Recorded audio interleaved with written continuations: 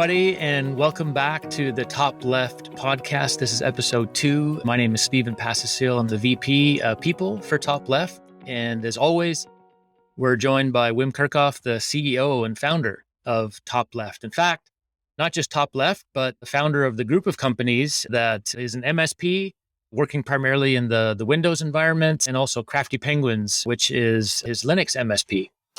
But this is focused primarily on Top Left, which is a tool that Wim has designed and is currently developing with his team to help MSPs who use ConnectWise visualize their work. And so there's a number of things that we are doing to help our community not just use the tool better, but to really learn how to think about how to do work in a lean and agile way. And so, we came up with this podcast as a way to grow the community, but also just get people interested in some of these topics that Wim is passionate about and that we certainly want you to be passionate about as well.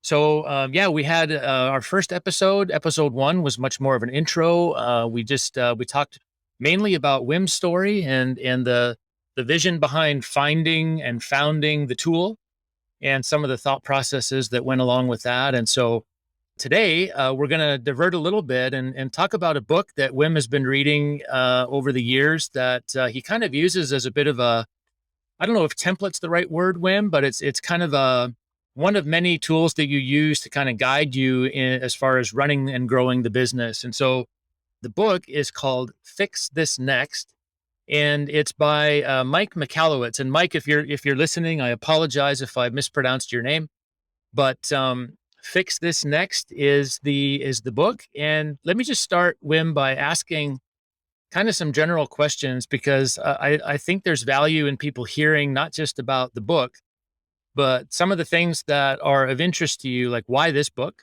and then also maybe some of the themes that you're pulling out of that to help you as you think about running your business. And so Fix This Next, some of the main things, it talks about satisfied core needs. So maybe take this wherever you want, Wim, but I just wanted to ask that first question. What does the author mean by core needs? And maybe identify some of those things that you found for Top Left. So core needs, what do you think? Obviously, I love reading books and applying them. This is just one of many, right? They get into, there's the Traction EOS, there's the Phoenix Project, there's Making Work Visible, there's other ones. So we'll have to talk about those too one day. I got into this one by accident because of a friend. He's like, we've read previous books from Mike, and he's like, had read the new one, something marketing, whatever. I'm like, nope. So I went and got it. And it turns out it was a different book, but I read this one and actually it was more useful for where we're at. But he's got this idea of the core needs of, it's like the Maslow's hierarchy of needs. You've got the pyramid of at the bottom, you got your food, your water, your warmth. You need your sleep, just the physiological needs, safety needs of security, need for belonging and love, self-esteem, self-actualization. We've all seen those things from you getting grade 3 or 4th grade in school, basic things. He's applied it to a business. So your basic thing is sales, creating cash. And then going up from there, profit, order, impact, and legacy. So the first 3, so you got sales, profit, and order, and the top 2 are impact and legacy. And today is, if you're got a problem in the lower level, he's like, don't worry about the higher core needs. So if you're not getting the money coming in the door, you're not getting leads, you're not profitable, don't worry about legacy and impact and selling the company or whatever. Deal with those basic, simple things. So, and that's, to me, it's another way of looking at the bottlenecks or theory of constraints, which is, these are all lean concepts. The Phoenix Project book gets into that, is what's your bottleneck? And you can optimize anything that's not your number one bottleneck, and you're actually not going to improve your throughput. I really liked how he put that out, or outlines that, because there's always problems to fix, but it's a sequencing of how we do it. We can spend 2 years fixing, looking at the chart here, something lower down, like building that next level of leadership. You can spend 3 years on, you can spend a lot of time on that, tons of money, but you're actually not improving the value or the throughput of your company at all. So I realized, okay, that if I had done this years ago, I could have saved a lot of time and money. So it's sort of my thought on this. That's how I got into it. One of the things that you mentioned is interesting, and that Mike brings out in the book. It's the order of things. And what do you say to a founder who's just starting out, and there's a lot of literature in books out there, Wim, that talks about the importance of values and coming up with those types of things. According to the author, Mike, he talks about, if I understand what you said correctly, Wim, it's like focus on sales first and then legacy later on. Do I Yes. understand that correctly? And so what do you say to a younger founder, or maybe not younger founder, but a first time founder who's reading all this other literature on, oh, come up with your values, come up with your all those types of foundational documents and statements before they actually get to work on fulfilling the business plan. Talk about that a little bit. Yep. Like obviously I'm a big fan of core values and vision and mission and the softer side. Very important. But basically the premise of his book, and I would agree, is look at that's like your third or even your fourth level up. Yeah. Yeah. He's got that under order, which is the third level. Right. So sales is, yes, if you're, let's say, your first year, second year, or only a couple technicians in an MSP environment, is you got to know like what level of sales you need to cover your personal needs, to pay your taxes, money coming in, pay your mortgage, have your, what kind of vacation do you want? Do you want to save? How much profit do you need to have a bit of a buffer in the business, cover a couple of months of expense? How much money do you need for sales? Like what does your sales number need to be? And then are you getting the leads coming in, regardless of the quality, but getting the leads coming in? Can you sign them up for a project for managed services? Can you deliver on those basic things of what you promised the client? And are they paying you? Just, you got to get that flowing before you can worry about core values. I wouldn't recommend by any means to hire a toxic client, or if there's red flags, like your gut speaks, right? So follow your values, follow your gut, but you can spend a lot of time in operationalizing the core values and discussions. But typically in a small team, it's like, it's the owner's values. It's the founder's core values. Everyone follows along. So it's more once you get to like 10 people that you might want to spend some time on core values, such.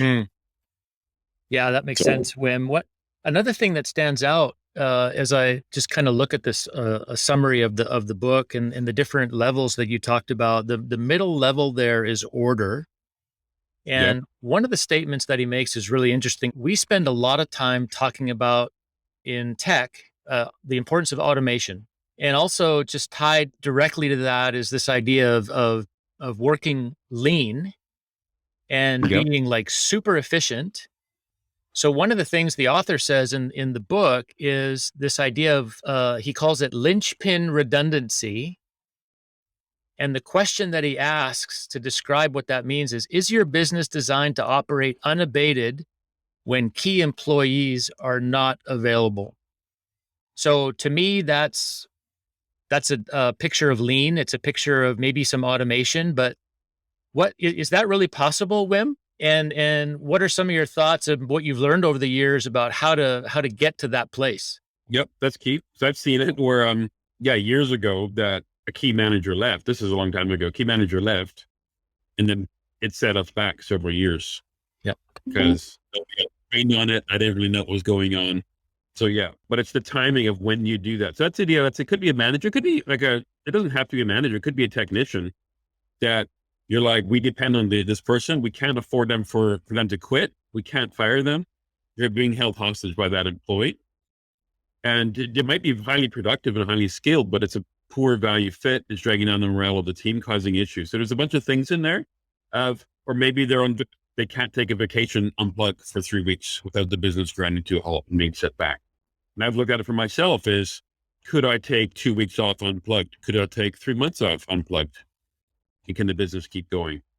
And having that mindset of best of one game is, okay, could this person be gone and what's the impact? And the other one is, if we had 10 times the amount of sales, if we 10x incoming work, what would fall apart? Is it some automation? Is it technology? Is it a particular role? What is that? So what are those bottlenecks? And then solving those. But yeah, that's one of our things that I'm working on is the linchpin redundancy. And so you can solve that through cross-training process. If you could systematize that particular process, then you can have a team do it. So we've done that in one of our businesses, but instead of having one engineer do a discovery project or network assessment, is anybody in the team can do it now. And that's been huge at scaling the business and just better cross training. Lots of advantages of doing that. It's standardized. There's no magic. It takes some of the gut subjectivity out of it. Yeah, so it's a few thoughts, and that's a complex one. You can't always solve that overnight. A lot of these you can't, right? Like here's another one on the profit called debt eradication. And the question is, do you consistently remove debt rather than accumulate it? Well, if you've got debt, if you've got $100,000 or $1 million of debt, you're not going to resolve that overnight. Right. But the thing is to measure, hey, are you consistently paying it down? When there are lots of businesses that are mature and large and they're revenue positive, but they've got a lot of debt. It's not a strange thing for a business to have debt and to keep it. But yeah, your point about it can't stay there forever, right? So yeah, just saying, okay, we need so much money coming in. We need to, this sort of your gross and your net profit percentage needs to be in the right area so that you can put a bunch towards yourself and a bunch towards paying down debt. So yeah, with the linchpin in a small business, you need the sales going and the profit going before you can worry about the linchpin redundancy. So you're going to rely on some key employees until you can scale it enough that you can hire more, that you can have an assistant, or you get maybe as a team that you could still cover what that person is doing, even if it's not as efficient. So if I look at right now, I've had one of my managers on vacation for 2 weeks and he's responsible for a lot, but there's cross training so that even though it's not ideal, like we can still get quotes out and manage projects and clients are getting taken care of, leads are taken care of.